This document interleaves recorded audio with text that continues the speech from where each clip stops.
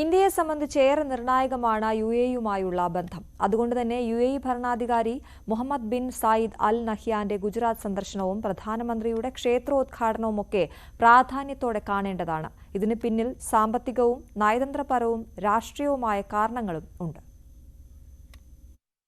ഇന്ത്യ-UAE ബന്ധത്തിന് വർഷങ്ങളുടെ പഴക്കമുണ്ടെങ്കിലും ഇത് കൂടുതൽ ശക്തമായത് പ്രധാനമന്ത്രി നരേന്ദ്രമോദിയുടെ 2015 സന്ദർശനത്തോടെയാണ്. അധികാരത്തിലേറി ഒരു വർഷം പൂർത്തിയായതിന് പിന്നാലെയുള്ള സന്ദർശനം പല ലക്ഷ്യങ്ങളോടെയുള്ളതായിരുന്നു. ഹിന്ദുത്വത്തെ പിന്തുണയ്ക്കുന്ന ഒരു രാഷ്ട്രീയ പാർട്ടിയുടെ സർക്കാർ അധികാരത്തിൽ വരുമ്പോൾ ഇസ്ലാമിക രാഷ്ട്രങ്ങൾ പാലിച്ചേക്കാവുന്ന മുൻവിധികൾ ഒഴിവാക്കി നയതന്ത്ര ബന്ധം കൂടുതൽ ഊഷ്മളമാക്കുക എന്നതായിരുന്നു പ്രധാന ലക്ഷ്യം. ഓരോ വർഷവും ഇത് മെച്ചപ്പെടുത്തുന്നതിൽ 1-2 മോദി സർക്കാരുകൾ പരിശ്രമിക്കുകയും ചെയ്തു. ഇതിന്റെ ഭാഗമാണ് 2023 ബ്രിക്സ് ഉച്ചകോടിയിൽ ഗൾഫ് രാഷ്ട്രങ്ങളെ കൂടി ബ്രിക്സിന്റെ ഭാഗമാക്കാനുള്ള തീരുമാനം. ഇന്ത്യ ആതിഥേയത്വം വഹിച്ച ആ ബ്രിക്സ് ഉച്ചകോടിയിലൂടെ UAE-യുമായുള്ള ബന്ധം ബഹുമുഖ തലത്തിലേക്ക് കടന്നു. ഇതിന്റെ പ്രതിഫലനമാണ് വൈബ്രന്റ് ഗുജറാത്ത് എന്ന ഉച്ചകോടിയിലേക്ക് മുഹമ്മദ് ബിൻ സായിദ് അൽ നഹ്യാനെ ക്ഷണിച്ചത്. ക്ഷണം മാത്രമായിരുന്നില്ല. പണ്ട് ബരാക് ഒബാമയും ഷീ ജിൻപിങ്ങും ട്രംപും വന്നു പോയതിന് സമാനമായാണ് അൽ നഹ്യാനെ അഹമ്മദാബാദിലേക്ക് സ്വീകരിച്ചത്. ഇരു നേതാക്കളും തുറന്ന വാഹനത്തിൽ റോഡ് ഷോയിലും പങ്കെടുത്തു. എന്തിനായിരുന്നു ആ വമ്പൻ സ്വീകരണവും റോഡ് ഷോയും? ഇരു രാഷ്ട്രങ്ങളും തമ്മിൽ ഒപ്പിടാനുള്ള നിരവധി കരാറുകളാണ് കാരണങ്ങളിലൊന്ന്. അതിൽ എടുത്തു പറയേണ്ടത് പുനരുപയോഗ ഊർജ്ജ മേഖലകളിലെ നിക്ഷേപ സഹകരണം സംബന്ധിച്ച കരാറാണ്. ഇന്ത്യയെ സംബന്ധിച്ചിടത്തോളം ഏറെ പ്രതിസന്ധി സൃഷ്ടിക്കുന്ന ഒന്നാണ് ഊർജ്ജ മേഖല.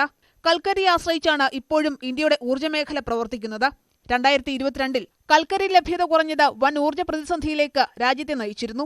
പോർട്ടുകളും വിമാനത്താവളങ്ങളും അടക്കം സൗരോർജ്ജത്തിൽ പ്രവർത്തിപ്പിക്കാനുള്ള ശ്രമങ്ങളും കാറ്റാടികൾ വ്യാപകമായി സ്ഥാപിച്ച് വിൻഡ് എനർജി അടക്കം സൃഷ്ടിക്കാനുള്ള ശ്രമങ്ങളുമെല്ലാം നടക്കുന്നുണ്ടെങ്കിലും ഇന്ത്യയുടെ ആവശ്യങ്ങൾക്ക് ഇവയൊന്നും പര്യാപ്തമാകുന്നില്ല.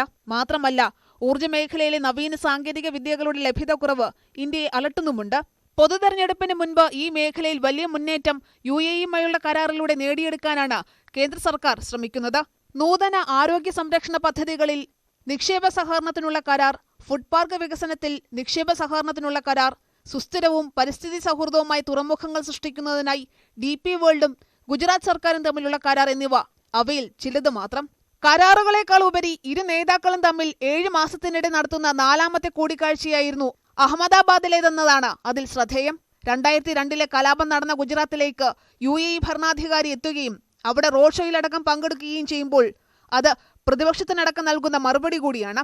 അതായത്, ഹിന്ദുത്വം ഇന്ത്യയിൽ അജണ്ടയാകുമ്പോഴും വികസനത്തിലും നയതന്ത്ര ബന്ധത്തിലും അത് പ്രതിഫലിക്കില്ലെന്ന് ആവർത്തിച്ചു വ്യക്തമാക്കുകയാണ് നരേന്ദ്രമോദി. ഗൾഫ് മേഖലകളിലെ പ്രവാസി സമൂഹത്തിലേക്ക് കൂടി ഇറങ്ങിച്ചെല്ലാനുള്ള ശ്രമങ്ങളുടെ ഭാഗം കൂടിയാണിത്. ഗൾഫ് എന്നാൽ BJPക്ക് കാര്യമായ വേരോട്ടമുള്ള മേഖലയായിരുന്നില്ല. എന്നാൽ 2014 ശേഷം ഇതിൽ കാര്യമായ മാറ്റങ്ങൾ വന്നു തുടങ്ങി. പ്രവാസികൾക്കുള്ള വോട്ടവകാശം കൂടി നേടിക്കൊടുത്താൽ മോദിയുടെ ഇമേജ് പ്രവാസികൾക്കിടയിൽ ഒന്നുകൂടി ശക്തമാകും. അതിന് മുന്നോടിയായുള്ള ഒരുക്കങ്ങളുടെ ഭാഗം കൂടിയാണ് അൽ നഹ്യാനുമായുള്ള സൗഹൃദം. സഹോദരൻ എന്നാണ് പ്രധാനമന്ത്രി നരേന്ദ്രമോദി അൽ നഹ്യാനെ വിശേഷിപ്പിക്കുന്നത്. ഈ ബന്ധത്തിന്റെ വെളിപ്പെടുത്തൽ കൂടിയാണ് തലസ്ഥാനമായ അബുദാബിയിൽ ക്ഷേത്രം പണിയാൻ Mohamed bin Zayed Al Nahyan അനുമതി നൽകിയതും സ്ഥലം അനുവദിച്ചതും. ഈ ക്ഷേത്രം ഉദ്ഘാടനം ചെയ്യുന്നതാകട്ടെ പ്രധാനമന്ത്രി നരേന്ദ്രമോദിയും. അതായത് 8 മാസത്തിനിടെ ഇരു നേതാക്കളും തമ്മിലുള്ള 5ാമത്തെ കൂടിക്കാഴ്ചയാകും അത്. അടുത്ത കാലത്ത് പ്രധാനമന്ത്രി നരേന്ദ്രമോദി ഏറ്റവും കൂടുതൽ തവണ കൂടിക്കാഴ്ച നടത്തിയ മറ്റൊരു രാഷ്ട്രത്തലവനുണ്ടാകില്ല.